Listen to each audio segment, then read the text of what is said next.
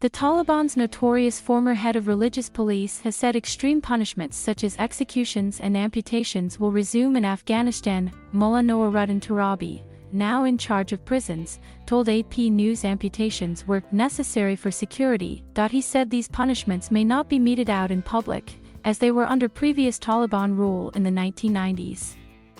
But he dismissed outrage over their past public executions. No one will tell us what our laws should be.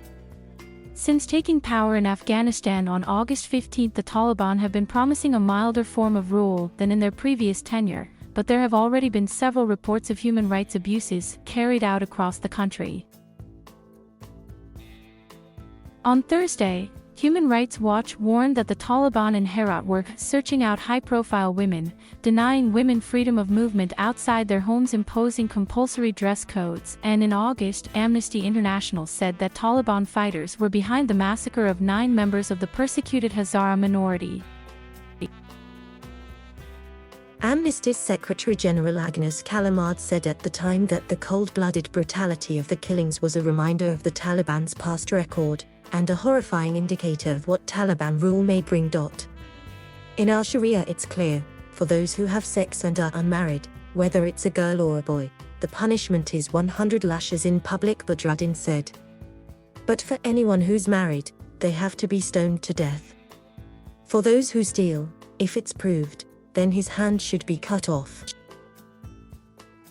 These hardline views are in tune with some ultra-conservative Afghans. However, the group are now balancing this desire to appeal to their conservative base with a need to form connections with the international community, and since coming into power, the Taliban have tried to present a more restrained image of themselves. Turabi, notorious for his harsh punishments for people caught listening to non-religious music or trimming their beards in the 1990s, told AP that although harsh forms of punishment would continue, the group would now allow televisions, mobile phones, photos and videos. Turabi, who is on a UN sanctions list for his past actions, said the Taliban's cabinet ministers were now discussing whether or not punishments should be public, and that they would develop a policy.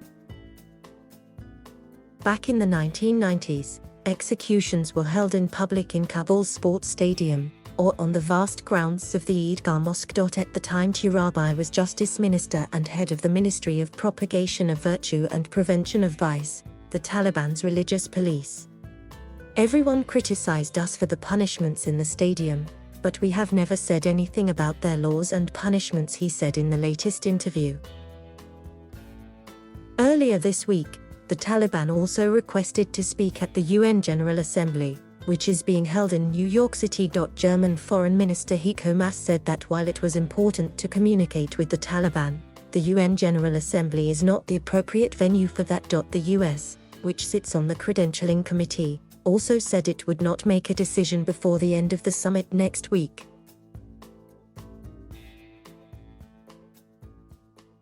Thank you for watching. Please subscribe.